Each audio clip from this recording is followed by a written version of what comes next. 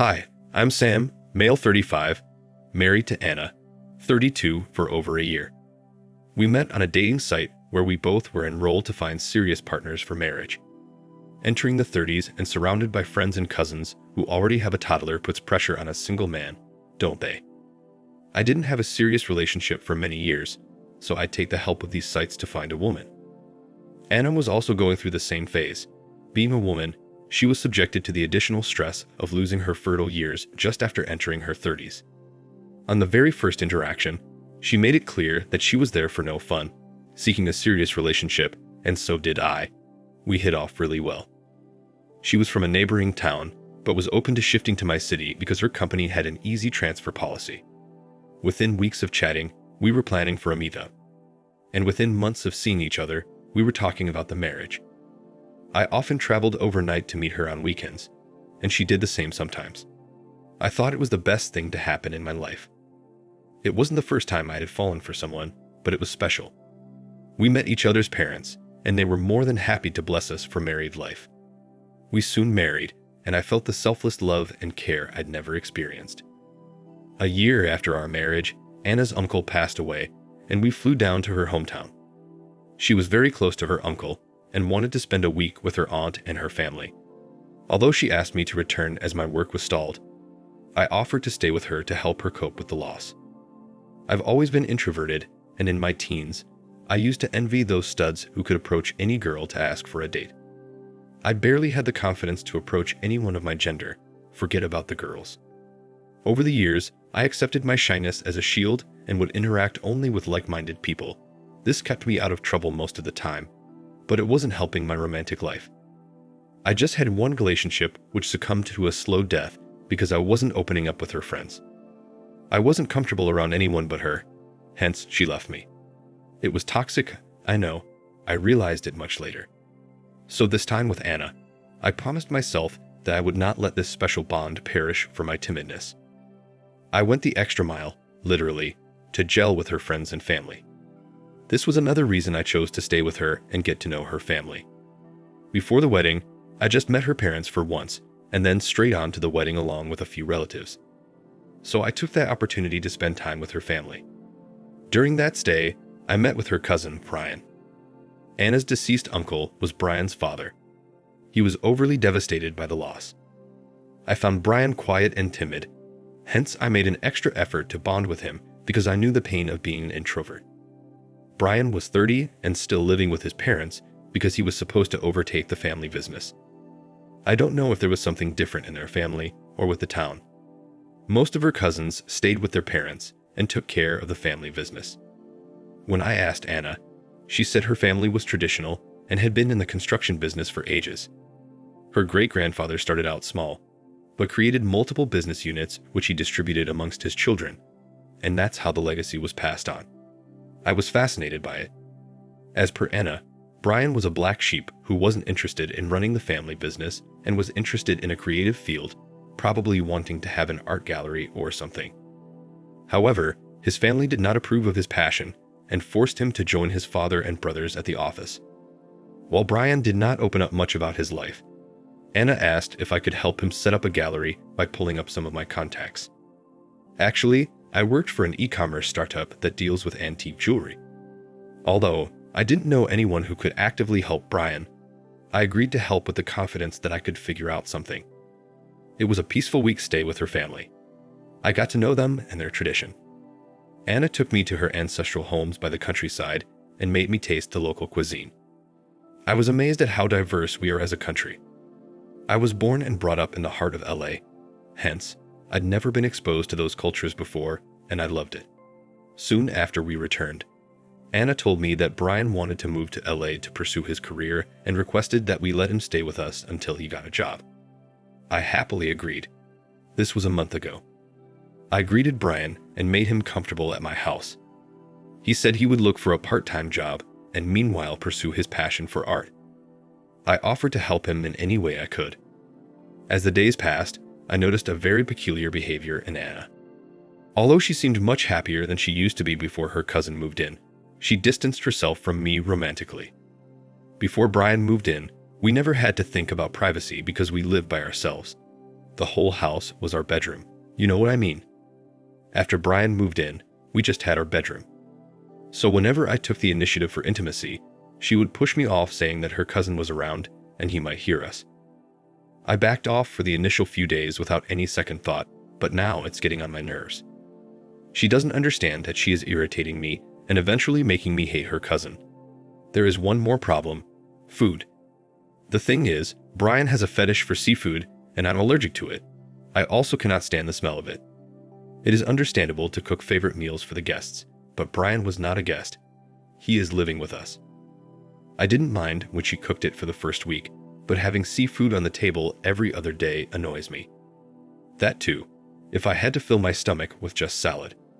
We had divided the responsibility in a way that she would cook and I would clean, so I had no option but to wash the stinky dishes on which she and her cousin had gorged upon. I know I might sound rude, but I'm frustrated. When I confronted her that she should make something for me as I can't have a salad every day, she said she doesn't have the time to cook 2 different types of meals. I suggested she could themselves take a break for seafood on some days and cook something else so I could also have a full meal. She got defensive, saying that I was rude. Sometimes, I don't understand her. Brian too doesn't lift a finger at the house. I mean, he's no longer a guest. He's been staying here for 2 months, and I don't know how long he will stay further. He should take up household responsibilities, considering he's living rent-free with free food. I reached my boiling point yesterday when I asked her to switch responsibilities, that I would cook and she would clean. I know I tried to play smart and take control of the food, but she turned out smarter and caught me. She said that if I took the responsibility of food, she and her cousin would have to bid goodbye to seafood which she couldn't compromise. She suggested I cook my own meal if I was that adverse to marine animals. I hated her sarcasm. I wanted to yell at her and knock some sense into it that I work for 45 hours a week, and I cannot spend endless hours in the kitchen. The thing is, I'm getting annoyed by them to the point that I don't respond properly to Anna or Brian. Anna's protectiveness for her cousin makes me hate him, and I want him to move out ASAP. Sometimes when I clear my head and think, I feel that I'm being rude to Brian, and maybe I'm giving a signal that I'm doing a favor to him by letting him live with us. I genuinely don't feel like that, but Anna's attitude is pushing my buttons. I have discussed this with a few of my colleagues and got a mixed reaction. Some say I'm annoyed because our privacy is intruded, and some acknowledge a problem with Anna. I'm posting it here to get some perspective. If anyone has faced a similar issue, kindly suggest what I should do. Now for the first update. Hi all. Thanks for hearing my rant and giving some solid advice. The day after my original post, I subtly brought up the topic on the dinner table in front of Brian that we should make a weekly dinner menu that should have the preferable food of all 3 of us rotated over a week, so that I could at least have a proper food on 2 days of the week. Anna rolled her eyes, indicating I shouldn't have brought that topic in front of Brian. But Brian was quick to agree and apologize for being inconsiderate all the while. The discussion ended on a good note. I felt I was unnecessarily exaggerating the situation, which got solved so easily. While one of the issues got solved, or at least got mitigated, Anna's growing distance still bothered me. Our sex life is close to null because she's too busy setting up her cousin's life. She has been taking a lot of leaves from her office to accompany him to his interviews. Brian is also looking for a job in a ceramic institute. I don't know if I had a limited understanding of art or if he's confused about his job plans. I don't know. I'm just watching them running haywire, dumbfounded, waiting for the day he gets a job and moves out. Anyways, today I'm here to share a pestering concern. Last week, I had light work, so I came home early on most days. It was disturbing to find Anna sitting so cozily with Brian. Although nothing explicit, their body language was alarming. I met her legs on his thighs. Sometimes he leaned over her shoulder. It is understandable when cousins are young, but both are in their 30s and one is married. When I discussed this with my close friend, he dismissed it, saying I was just annoyed by Brian's presence. Hence, I'm picking on him. I know it is outrageous to assume such things between cousins. Maybe I'm just presumptuous, but it hurts to see Anna sitting so cozily with Brian while pushing me away, saying she was tired and not in the mood. This concern of mine is so sensitive that I'm afraid to confront Anna about it. I might sound disoriented or delusional, but I need serious advice on how to proceed. Now for the third update. Hi, I know I'm updating after a long time. It has been the most disturbing and traumatic time of my life. I'll jump straight into the update. I caught Anna sleeping with Brian. Soon after Brian shifted, I had a disturbing feeling about seeing them together. However, I ignored it. Even when writing the last update, I had a strong instinct that something was rotting between them, but I didn't want to sound presumptuous. A few days after my last update, I arrived early to find my house locked. Usually, Anna or Brian used to be at home, but that day it was locked. I texted Anna asking her when she would return. She didn't reply to my text. I was feeling uneasy, so I decided to go for a run. I went to the nearby Citizen Park, and guess whom did I run into? My wife and her cousin. They were hugging each other, sitting on a bench surrounded by dense bushes. It was so sudden that none of us got a chance to react. I just stopped, and so did they. It was like suddenly two heads popped up from behind the bushes, and I had direct eye contact with Brian, who immediately pushed Anna away, whose eyes were closed while hugging. I asked them what they were up to.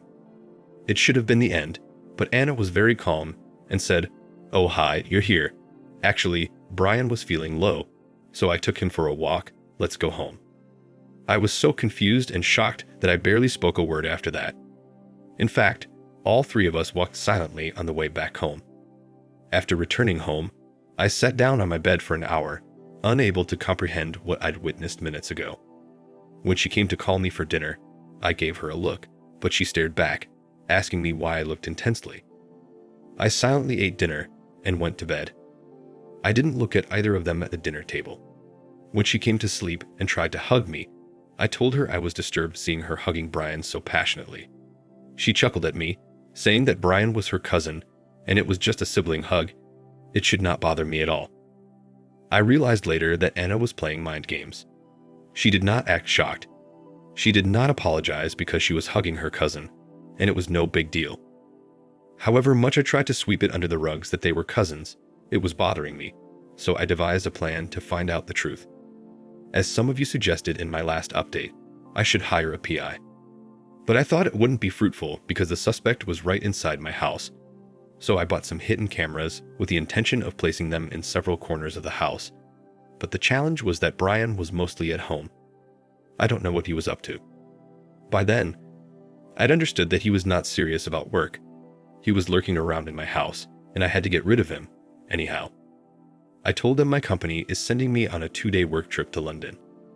Before that, I would work from home for a few days to finish a presentation I would need on my London visit. It was all made up, but I did take a week off from work to wrap up this saga, and I did book a flight ticket to show them. So while I was at home, Brian would dress up formally, take his files, and pretend he was going for an interview. I don't know. I may be assuming that he was acting, but I don't care. I used the opportunity to plant several cameras and mics in different corners of the house. I did this during Anna's office hours after locking the house from the inside, so it cannot be unlocked using duplicate keys. Although nothing concrete came up, except Anna and Brian exchanging intense eye contact and Brian fondling Anna's hand while passing. That evidence could also prove what was happening between them, but I wanted a dirty one to humiliate them.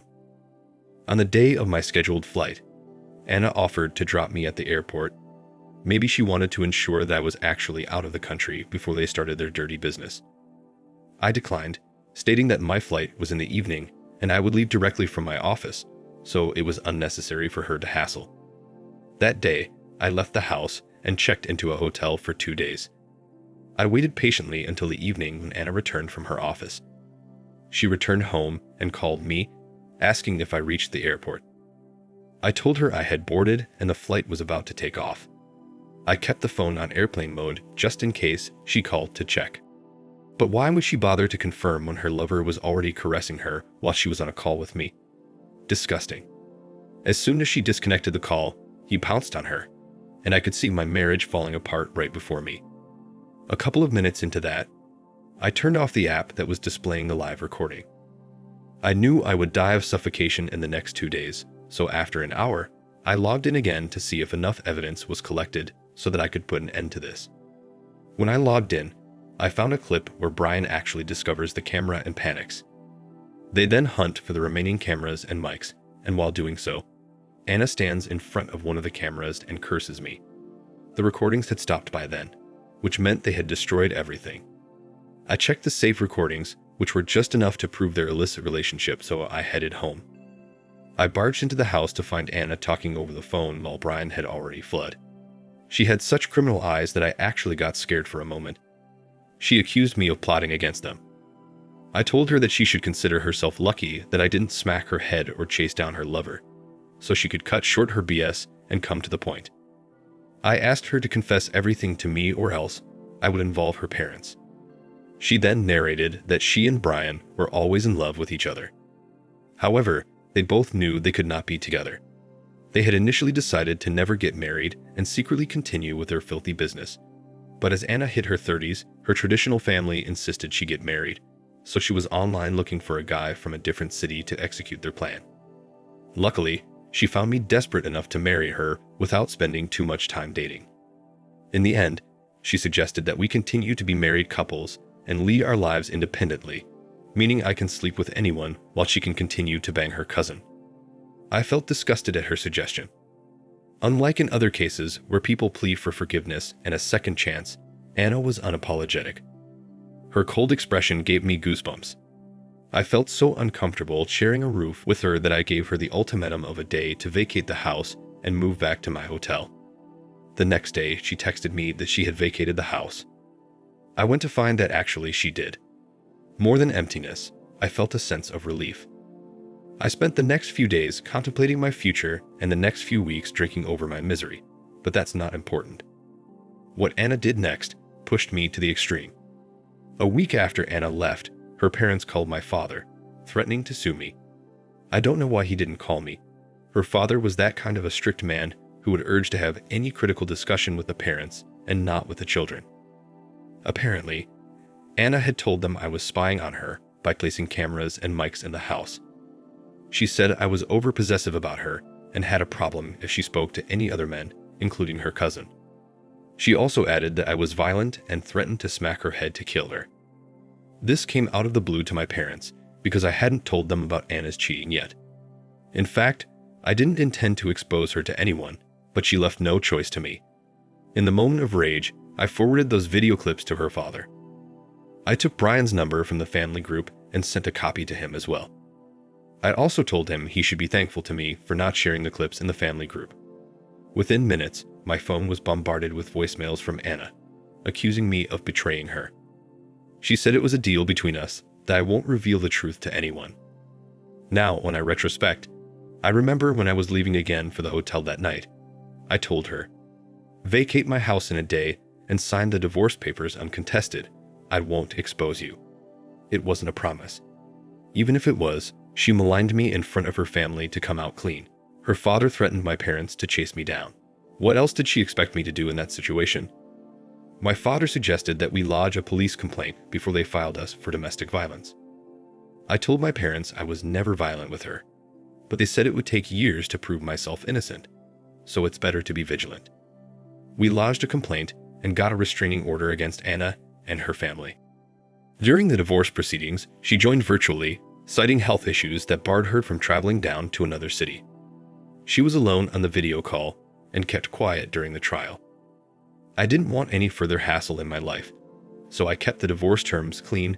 It was a simple, irreconcilable difference between us, and we divorced.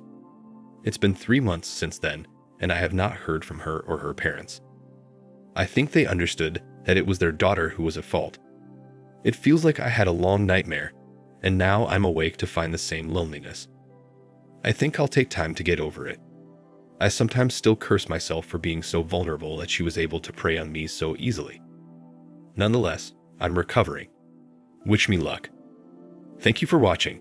Like and subscribe if you enjoyed the video. See you next time.